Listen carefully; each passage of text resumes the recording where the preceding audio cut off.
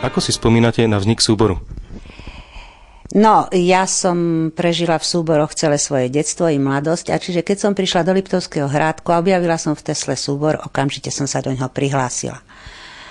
V tomto súbore ma našiel pán Eugen Brezina a vyzval ma, či by som náhodou nechcela mať svoj vlastný súbor, pretože v Banskej Štiavnici súbor mali a pán riaditeľ Belko veľmi túžil potom, aby mal aj svoj súbor. Keďže som chcela sa seba realizovať a skúsiť to viesť ten súbor sama, tak som pristúpila a 16. oktobra sme sa už stretli s dievčatami zo zaškolovacieho strediska z Tesly, kde som vtedy externe učila, a s chlapcami samozrejme, s datnými lesníkmi. Zamiloval som si dievča s černýma očima. Zamiloval som si dievča s černýma očima. Ale mi ho braní tá rodina.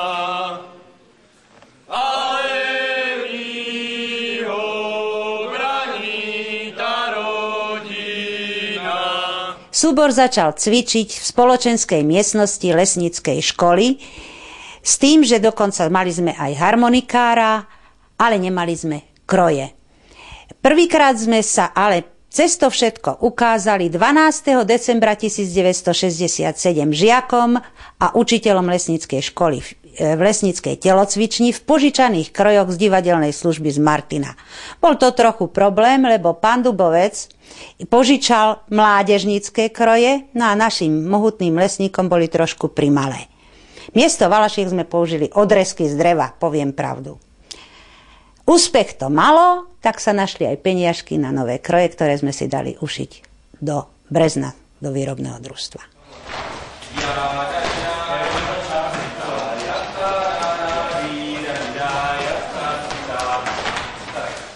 Po prvom úspechu sme dostali ďalšiu a veľkú chuť robiť. Tak sa to začalo rozvíjať. Ja som síce Liptov veľmi nepoznala, ale rozbehla som sa po dedinách a začala som študovať literatúru a zoznamovať sa s tým nádherným liptovským folklórom. Prišli noví ľudia, prvá hudba nám odišla a museli sme si založiť prvýkrát svoju študentskú. Bolo to ťažké, ale veľmi milé. Primášom bol Peter Balok a po 4 rokoch mali odísť. A vtedy začal ten cyklus odchodov, príchodov, nových tanečníkov, nových muzikantov. No ale po 4-5 rokoch to už bolo tak zabehnuté, že nám to nerobilo problém. Štvrtáci sa starali o prvákov, aby bola miesto nich náhrada. Hudba mala niekedy aj 14 členov, pretože boli noví, boli starí, ale hrať chceli všetci. Odovzdávali sa žeslá, vznikali nové choreografie a už tie boli ozaj liptovské. Na prostriedko kavy 3 rúžičky stoja. Ešte som deľako jajaj, už mi jedna vonia. Takže vo folklórnom súbore Tatrín som prežila 3 etapy. V roku 1971 som nastúpila ako tanečnica. V roku 1982 som sa po materských dovolenkách vrátila ako tanečný pedagóg a od roku 1992 som pôsobila vo funkcii choreografky súboru. Toto 3. obdobie bolo najťažším a najkrajším obdobím zároveň, pretože mi pomáhala sila a entuziazmus a nadšenie súborákov, ktorí boli vtedajšími členmi a s ktorými sa nám podarilo pripraviť prekrásny program po 5 rokoch k 30. výročiu súboru Tatrín.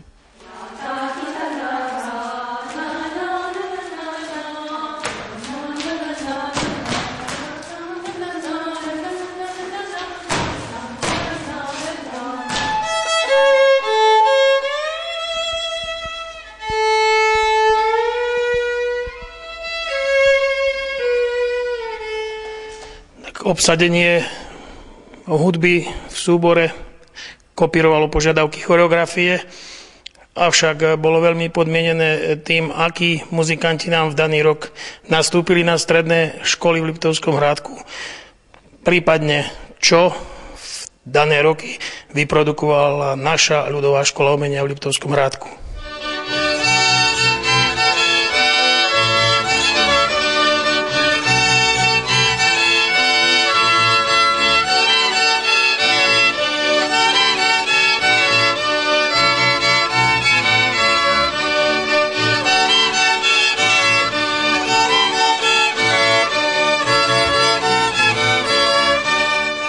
V súbore Tatrín sa počas jeho existencie vystriedalo veľmi, veľmi veľa stredoškolákov. Bol to praktický súbor stredoškolákov v Liptovskom Hrádku.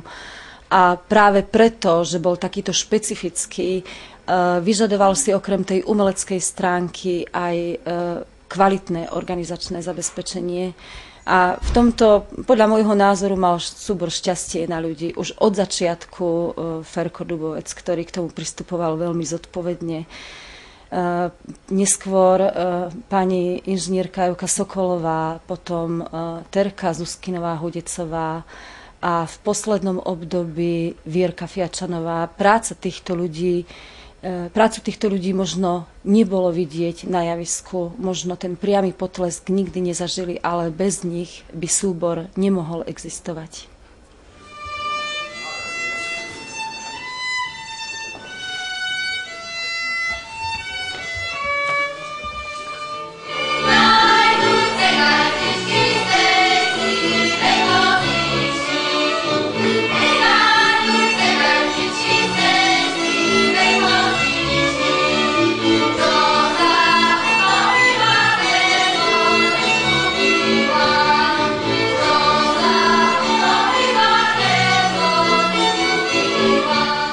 Do súboru som prišla už vlastne ako 14-ročná, ako speváčka. Priviedla ma ešte pani učiteľka Ťuchová Danica, teraz už sa volá Bulíková, zavidatá. A ja som vlastne začala tým, že som bola solová speváčka v súbore a potom postupne za mnou prišli aj vlastne speváčky zo speváckeho zboru, zo základnej školy, kde sme spolu spievali a tak sme založili aj spevácku skupinu. Na vystúpeniach sme používali väčšinou piesne z Liptova, pretože v Tatrine sa robil väčšinou program z Liptova, ale ja som začala už potom trošku aj s inými regiónmi folklórnymi, aj Zemplín sme spievali Mijavu, potom neskôr Horehron, rôzne piesne. Povoja, povoja,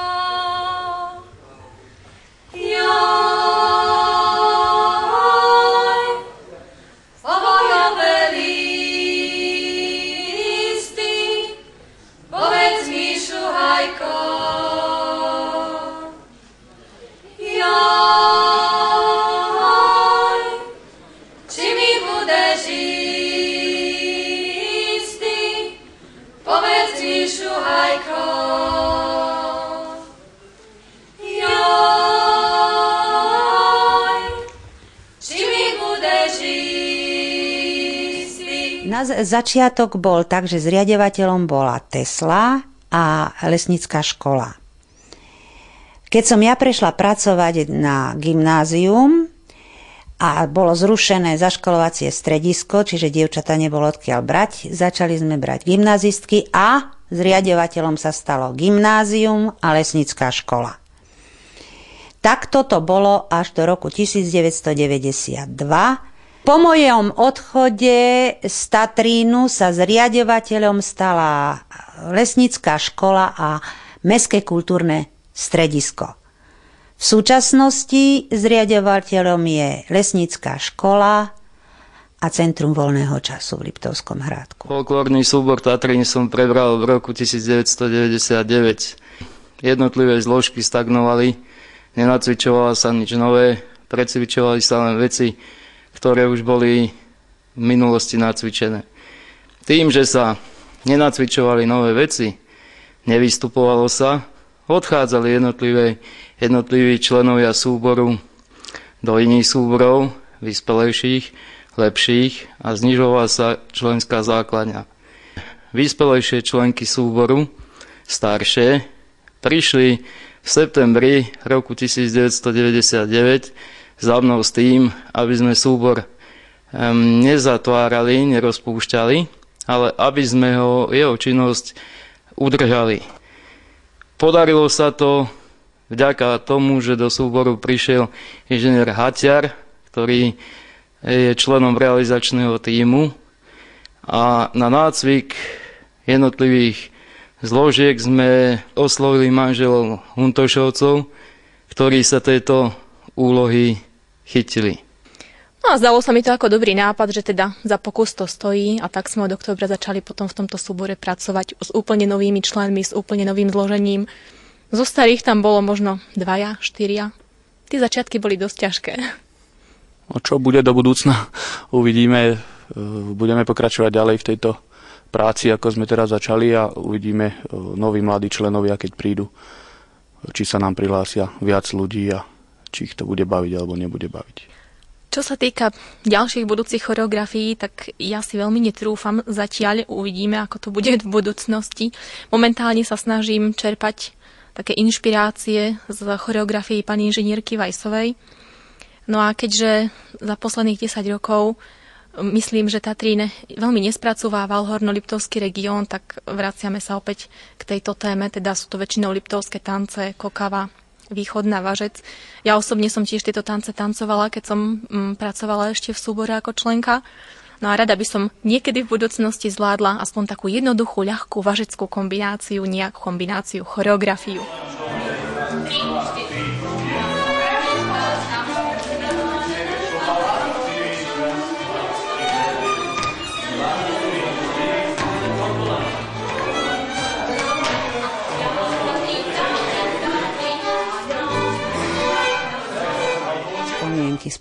Spomienok je strašne veľa. Ja aj napríklad zabudla som na jednu dôležitú vec. Inštitút richtára.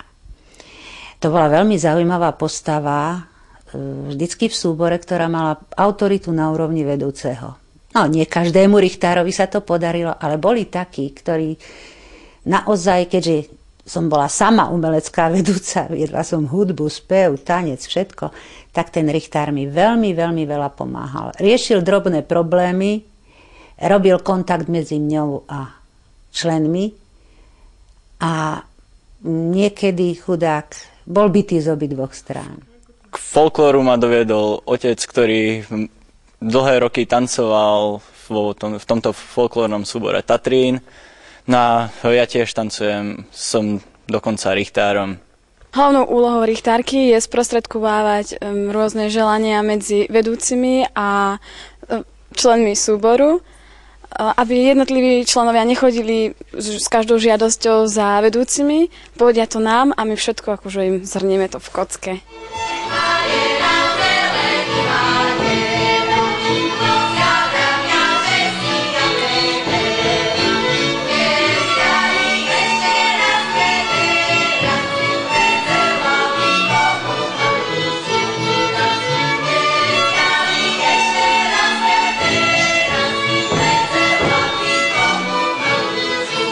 Keďže som rodák z Horného Liptova, takže môjmu srdcu bol najbližší štýl, samozrejme, štýl hudby Horného Liptova, ktorý je charakteristický tým, že prvé hlasy sú vedené 2 sláčikovými nástrojmi, doplnené kontrami, či už violou alebo malou kontrou a kontrabasom. My sme v súbore